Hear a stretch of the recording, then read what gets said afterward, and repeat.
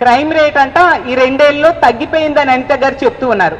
ఆ మాటలు విని ఈ రాష్ట్రంలో ఉన్న మహిళలు, ప్రజలు నవ్వుకుంటూ ఉన్నారు.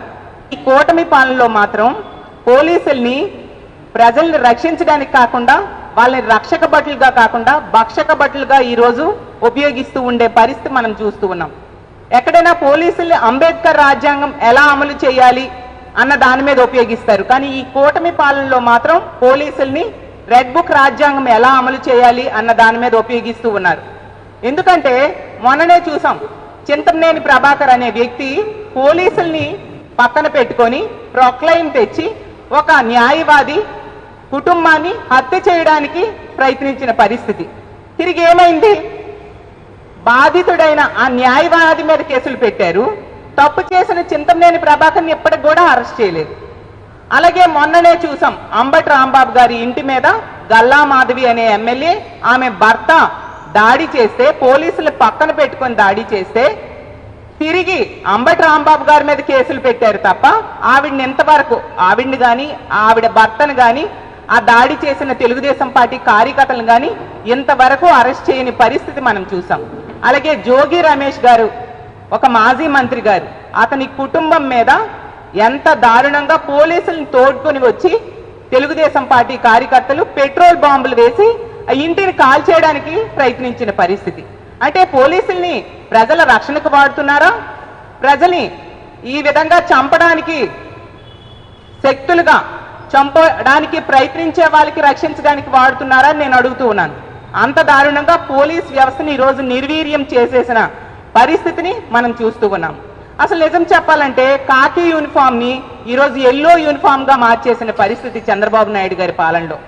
ఐపీఎస్ అంటే జనరల్ గా ఇండియన్ పోలీస్ సర్వీస్ అంటాం, కానీ ఈ కూటమి పాలనలో ఐపీఎస్ అంటే ఇండియన్ పొలిటికల్ పనిష్మెంట్ సర్వీస్ గా మార్చేశారు.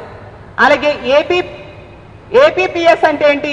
Andhra Pradesh police service. దాని ఈ కూటమి పాలనలో ఏపీ పొలిటికల్ రివెంజ్ సర్వీస్ గా మార్చేసిన పరిస్థితి మనం చూస్తూ ఉన్నాం. జనరల్ గా బిఎన్ఎస్ చట్టాలు దేశమంతా ప్రజల కోసం వాడుతారు, కానీ ఈ కూటమి పాలనలో బిఎన్ఎస్ చట్టాలని ప్రజల కోసం వాడకుండా ఆ చట్టాల అమలులో నిర్వీర్యం చేసి ఆ చట్టాలని అమలులో విఫలమైన పరిస్థితిని కూడా మనం చూస్తూ ఉన్నాం. బిఎన్ఎస్ చట్టాలని బాబు రాజకీయ న్యాయ సంహిత చట్టాలుగా మార్చేశారు.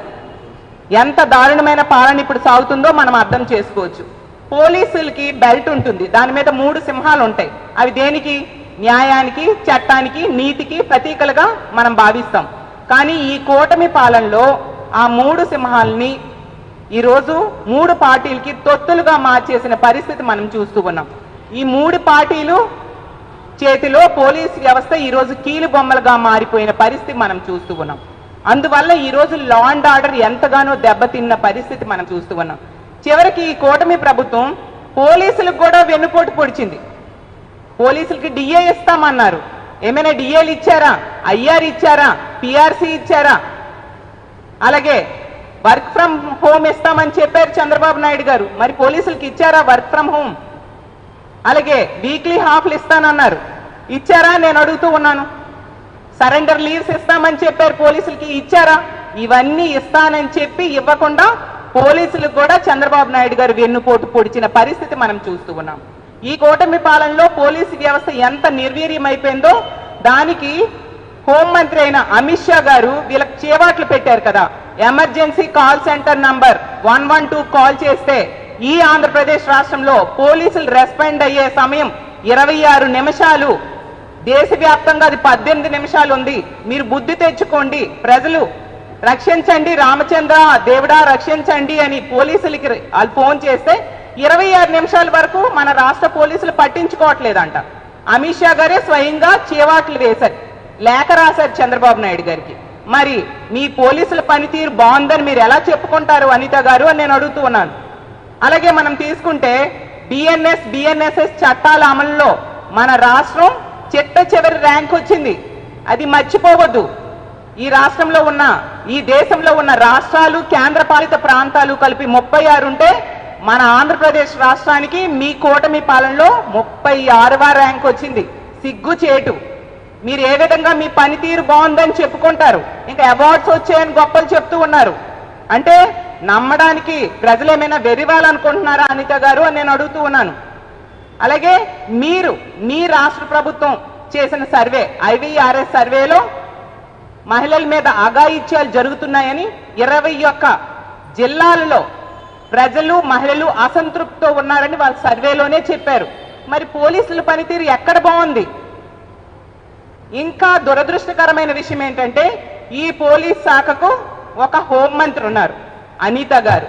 జనరల్గా ఎక్కడైనా HM అంటే హోంమంత్రి అంటాం, కానీ ఈ రాష్ట్రంలో అనిత గారి సారథ్యంలో HM అంటే హెరాస్మెంట్ మంత్రి అంటున్నారు ప్రజలు. అలాగే HM అంటే హెడ్ స్ట్రాంగ్ మంత్రి అంటున్నారు. ఎంత దారుణంగా ఎంత హెడ్ స్ట్రాంగ్ తో ఆవిడ మాట్లాడుతూ ఉంటారో ఈ రాష్ట్ర ప్రజలందరూ కూడా ఎన్నో సందర్భాల్లో వింటూ ఉండే పరిస్థితి మనం చూస్తూ ఉన్నాం.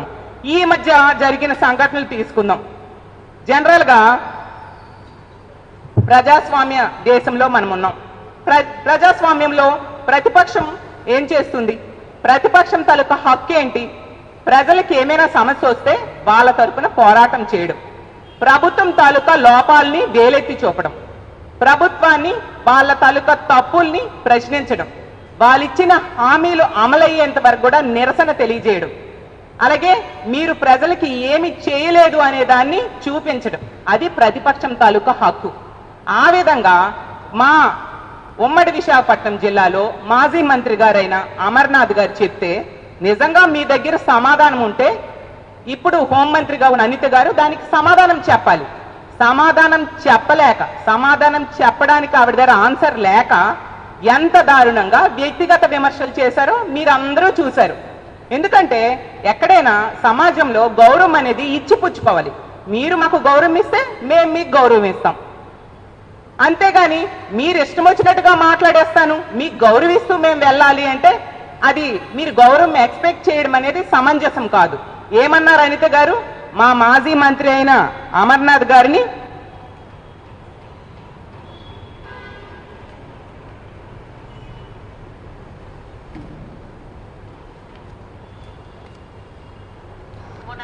పేర్లెందుకులేండి, మొన్న ఎవడో మాట్లాడుతున్నా ఏంటి పాకిరావుపేట అనిత వాళ్ళ ఇంటికి వెళ్తే హోంమంత్రి ఇంటికి వెళ్తే ఏంటి 15 లక్షల ఉద్యోగాలు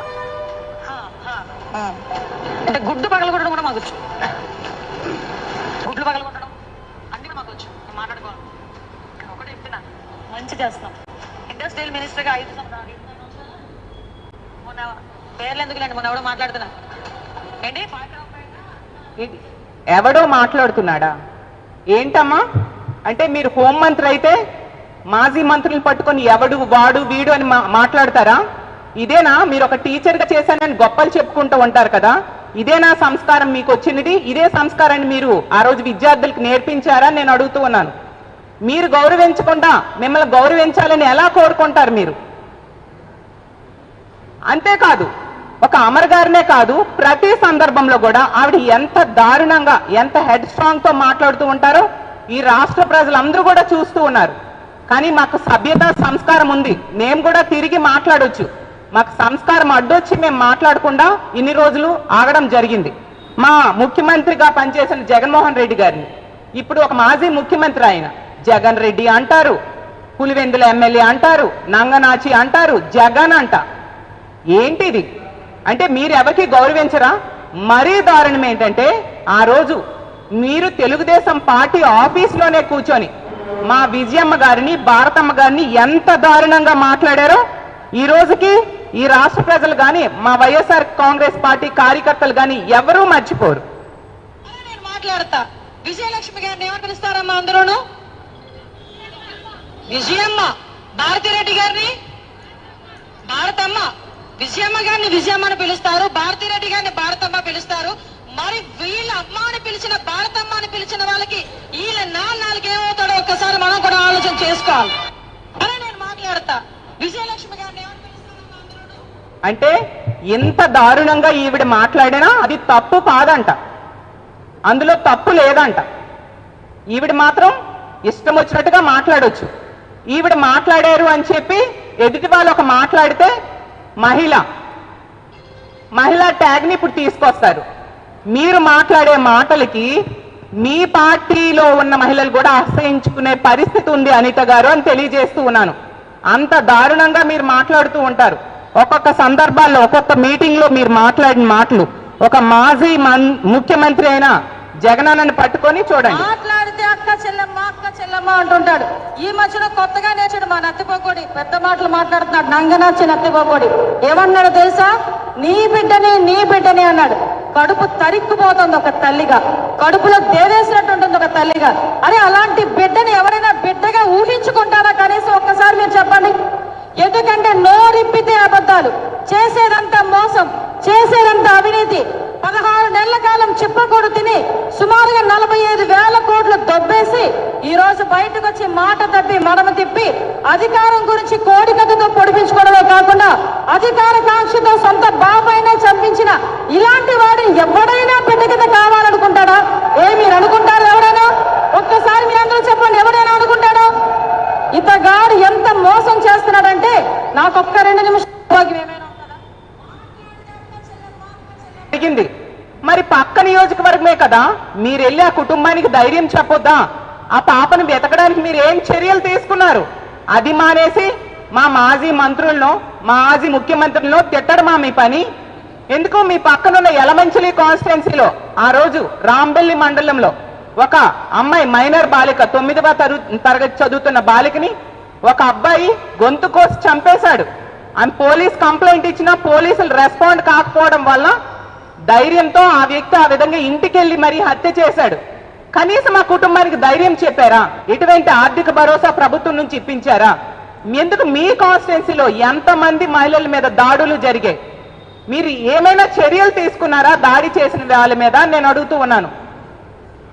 అలాగే మీ పోలీస్ వ్యవస్థ ఒక వ్యక్తిని అరెస్ట్ చేస్తే లాకప్ డెత్ జరిగింది.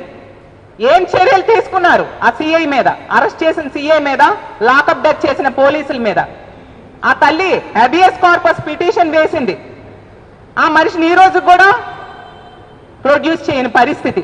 ఇంత దారుణంగా లా అండ్ ఆర్డర్ ఈ రాష్ట్రంలో ఉంది మీ పాలనలో. సిగ్గు తెచ్చుకోవాలి. మీకెందుకు హోంమంత్రి పదవి? అలాగే ఆమెకి సపోర్ట్ గా ఎంత దారుణం అంటే నిన్ననే చూసాం, వాళ్ళ అధ్యక్షులైన పల్లా శ్రీనివాస్ గారు అవ్వచ్చు, లేదంటే ఆవిడెవరు ఎంపీ అయిన బైరెడ్డి శబరి గారు అవ్వచ్చు, అలాగే మాజీ మంత్రి అయిన పీతల సుజాత గారు, వాళ్ళ మహిళలు టీడీపీ మహిళలు మాట్లాడుతూ ఉన్నారు. మీ అందరికీ ఒకటే నేను ప్రశ్నిస్తూ ఉన్నాను. అనిత గారు రెచ్చిపోయి అంత ఘోరంగా అన్ని సందర్భాల్లో మాట్లాడుతూ ఉన్నారు కదా, అంత దిగజారుడు వ్యాఖ్యలు ఎదురు పార్టీలు వాళ్ళ మీద చేస్తూ ఉన్నారు కదా, మీరు అప్పుడు ఎందుకు ఆవిడని ప్రశ్నించలేదు? ఎందుకు గడ్డి పెట్టలేదని నేను అడుగుతూ ఉన్నాను. అప్పుడు క్షమించమని మీరు ఎందుకు ఆమెను అడగలేదు? తప్పు అనిత గారు. ఆ రోజుల్లో అప్పుడు ముఖ్యమంత్రి జగనన్న, ముఖ్యమంత్రి తల్లిని భార్యని అంత నీచంగా మాట్లాడారు కదా, క్షమాపణలు చెప్పండి అని మీరు ఎందుకు అడగలేదు? ఇప్పుడు ఏ మొహం పెట్టుకొని అడుగుతూ ఉన్నారు? మీరు తప్పు చేసి మా పార్టీ మీద మళ్ళీ ఏదో మహిళలకు గౌరవం లేదు అన్నట్టుగా మాట్లాడడానికి ప్రయత్నిస్తూ ఉండడం ఎంతవరకు సమంజసం? ప్రజలు గమనించాలనుకుంటున్నారా అని మిమ్మల్ని అడుగుతూ ఉన్నాను. అలాగే తీసుకుంటే ఆ రోజు బండారు సత్యనారాయణ మూర్తి గారు ఎంత దారుణంగా మాట్లాడారు, వినిపిస్తాను అది కూడా.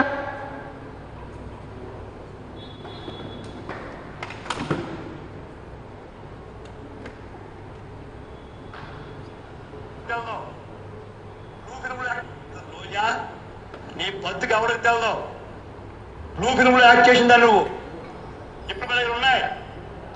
ఈ బతుకు బయలు పెట్టకూడదని ఈ బ్లూ ఫిల్మ్ మా దగ్గర ఉన్నా ఎప్పుడు మీరు రిలీజ్ చేయలేదు. అడుగుతున్నాను. 98-98లో మిర్యాలగూడ ఎలక్షన్స్ కి తెలుగుదేశం పార్టీ ప్రచారానికి వచ్చి నువ్వు ఎవరింటో పడుకున్నావు. నేను అక్కడ ఉన్నాను వేళ as a planning board chairman గా. ఎందుకు వచ్చావు? అవి మా పార్టీ మనిషి కావు. అప్పుడు యాక్టర్ ఎవరితో వచ్చావు చెప్పంటావా? నువ్వు ఏ గెస్ట్ హౌస్ లో ఉన్నావా రోజా?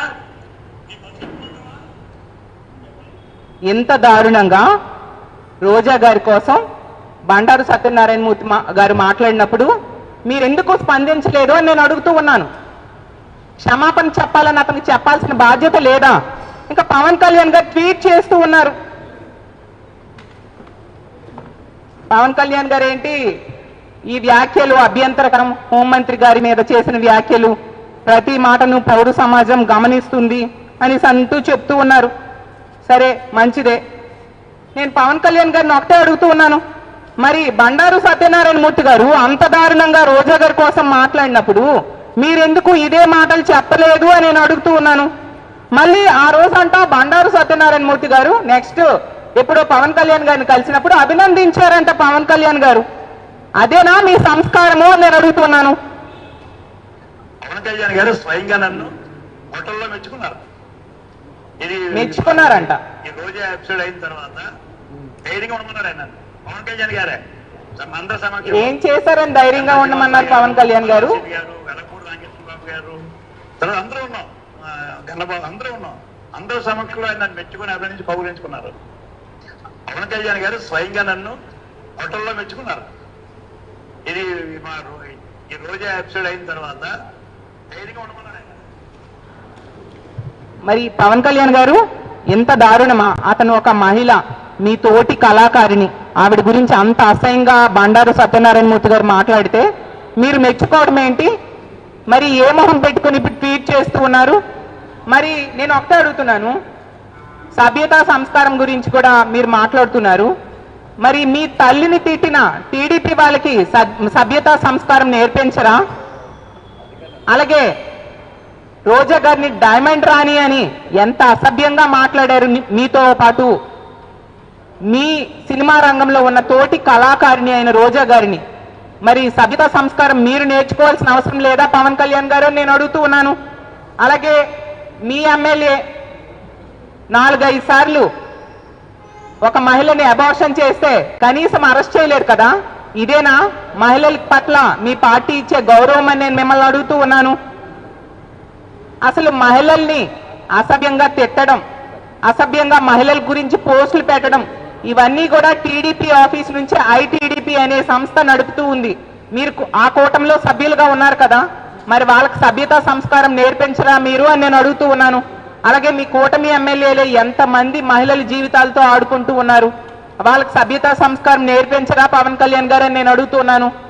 మరి అసలు ముఖ్యంగా ఈ అనిత గారికి మీరు సభ్యతా సంస్కారం నేర్పించరా? ఈవిడ వ్యాఖ్యలు పౌర సమాజం చూడదా పవన్ కళ్యాణ్ గారు అని మిమ్మల్ని అడుగుతూ ఉన్నాను. అలాగే తెలుగుదేశం పార్టీకి చెందిన వ్యక్తి, సీఎం గారి సొంత బావమరిదైన బాలకృష్ణ గారి వ్యాఖ్యలు ఆ రోజు చూసాం. ఆడది కనిపిస్తే ముద్దైనా పెట్టాలి, కడుపైనా చేయాలని ఎంత అసభ్యంగా మాట్లాడి దిగజార్చి మాట్లాడారు. మరి అతనికి సభ్యతా సంస్కారం నేర్పించరా? అతని వ్యాఖ్యలు పౌర సమాజం గమనించదా? మరి సాక్షాత్తు చంద్రబాబు నాయుడు గారే అన్నారు, కోడలు మగబిడ్డను కంటానంటే అత్త వద్దు అంటుందా అంటూ. మరి ఆడబిడ్డ పుట్టుకునే అగౌరవపరిచారు కదా చంద్రబాబు నాయుడు గారు. మరి అతనికి మీరు సభ్యతా సంస్కారం నేర్పించరా పవన్ కళ్యాణ్ గారు నేను అడుగుతూ ఉన్నాను. అంటే మీ పార్టీలో ఉన్న మహిళలకు ఒక న్యాయం, ఎదుటి పార్టీలో ఉన్న మహిళలకి ఒక న్యాయమా? ఇవన్నీ ఎంతవరకు సమంజసం? అలాగే అనిత గారు ఈరోజు ప్రెస్ మీట్ లో ఒక మాట చెప్పారు, ఒక్క మాట పొరపాటున మాట్లాడితే మా సీఎం మమ్మల్ని మందలిస్తారు, మిగతా పార్టీల వాళ్ళు ఎందుకు మా సీఎం మాదిరిగా ఉండరో అర్థం కావట్లేదు. హోంమంత్రి అనిత గారు చెప్తూ ఉన్నారు. అమ్మా అనిత గారు, మరి చంద్రబాబు నాయుడు గారికి నేను ఒకటే అడుగుతున్నాను, ఆ రోజు మీరు అంత అసభ్యంగా విజయమ్మ గారి గురించి, భారతమ్మ గారి గురించి మీరు మాట్లాడారు కదా, చంద్రబాబు నాయుడు గారు మిమ్మల్ని మందలించలేదా? అందుకేనా ఇంత రెచ్చిపోయి ఇంకా అందరి గురించి కూడా అంత అసభ్యంగా మాట్లాడడం నేర్చుకున్నారు, మీరు కంటిన్యూ చేస్తూ ఉన్నారు. ఇదేనా మీరు నేర్చుకున్న సంస్కారం అని నేను అడుగుతున్నాను. కాబట్టి ముందు మీరు సంస్కారం నేర్చుకొని ఎదుటి వాళ్ళకి సంస్కారం గురించి మాటలు మాట్లాడితే బాగుంటుందని తెలియజేస్తూ ఉన్నాను. అలాగే తీసుకుంటే గంజాయినేమో నిర్మూలించేస్తామని మీరు చెప్తూ ఉన్నారు. ఇందాక ప్రెస్ మీట్ లో అసలు నిర్మూలించేస్తామని చెప్తున్నారు. గతంలో అయితే అధికారంలోకి వచ్చిన వెంటనే చెప్పారు 100 రోజుల్లో నిర్మూలిస్తామని, తర్వాత ఏమో నిర్మూలించేస్తామని చెప్పారు. చూసేసరికి గంజాయి డాన్ ఆ సోహైల్ అనే వ్యక్తి ఏమయ్యాడు? పోలీసులు పట్టుకున్నారు, వదిలేశారు, తప్పించుకొని పారిపోయాడు. కనీసం గంజాయి స్మగ్లర్ అయినా ఆ సోయల్ అనే వ్యక్తిని అరెస్ట్ చేశాక అతన్ని పోలీసులు బంధించి ఉంచే కెపాసిటీ కూడా లేని అసమర్థత ఉన్న పోలీస్ వ్యవస్థ హోంమంత్రి అనిత గారి సారథ్యంలో ఈ రాష్ట్రంలో నడుస్తూ ఉండే పరిస్థితి. అతని గురించి అడిగితే వీడు తెల్లమొహం వేశారు ఇందాక ప్రెస్ మీట్ లో. అది ఆవిడ పరిస్థితి. ఆవిడ ఒక హోమ్ మినిస్టరు, పోలీస్ వ్యవస్థ అంత చక్కగా నడుస్తూ ఉండే పరిస్థితి మనం చూస్తూ ఉన్నాము. ఈ రోజు తీసుకుంటే ఎక్కడ చూసినా గంజాయి డ్రగ్స్ డోర్ డెలివరీ అవుతూ ఉండే పరిస్థితి, మద్యం ఏరులై పారుతూ ఉండే పరిస్థితి, రాష్ట్రం అంతా విచ్చలవిడిగా మద్యం ఏరులై పారుతూ ఉండడం వల్ల మహిళల మీద అఘాయిత్యాలు విపరీతంగా పెరిగిపోయాయి. ఈరోజు ఈ రాష్ట్రంలో ఈ కూటమి పాలనలో ఆడపిల్లలు, మైనర్ బాలికలు అవ్వచ్చు, మహిళలు అవ్వచ్చు, ఇంట్లో ఉన్నా రక్షణ లేదు, బయటికి వెళ్ళినా రక్షణ లేదు, పని ప్రదేశంలో రక్షణ లేదు, స్కూల్లో రక్షణ లేదు, ఎక్కడ ఉద్యోగంకి వెళ్ళినా కూడా రక్షణ లేని పరిస్థితి మనం చూస్తూ ఉన్నాం. పూర్తిగా లా అండ్ ఆర్డర్ ని గాలికి వదిలేశారు.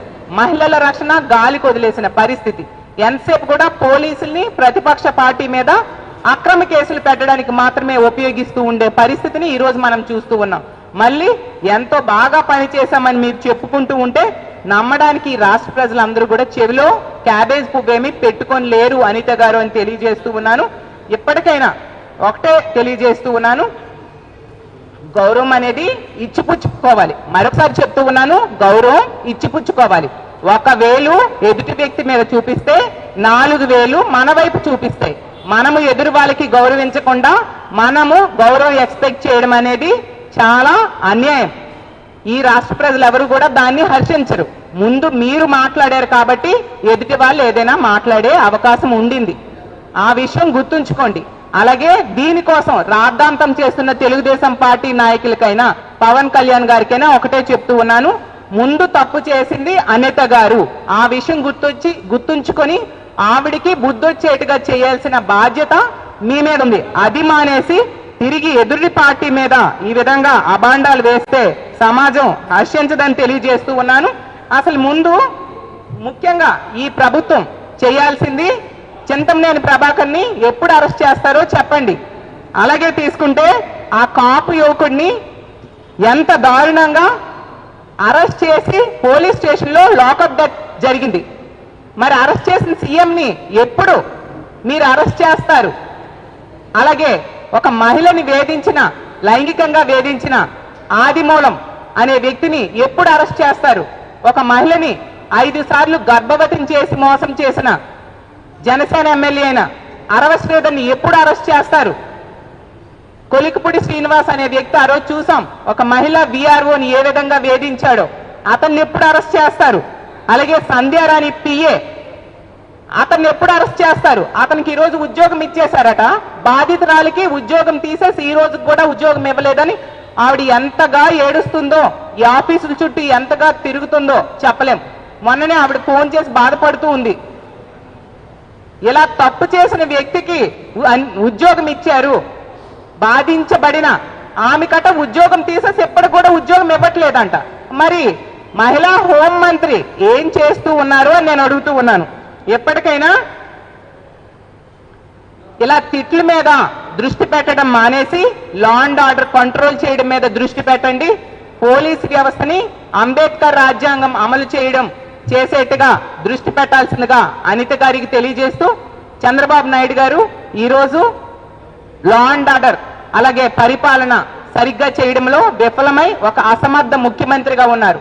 అనిత గారు ఒక అసమర్థ హోం మంత్రిగా ఈ రోజు ఉన్నారనే విషయాన్ని తెలియజేస్తూ, ఇప్పటికైనా లా అండ్ ఆర్డర్ గాడిలో పెట్టాల్సిందిగా ఈ ప్రభుత్వాన్ని కోరుకుంటూ సెలవు తీసుకుంటున్నాను. Thank you.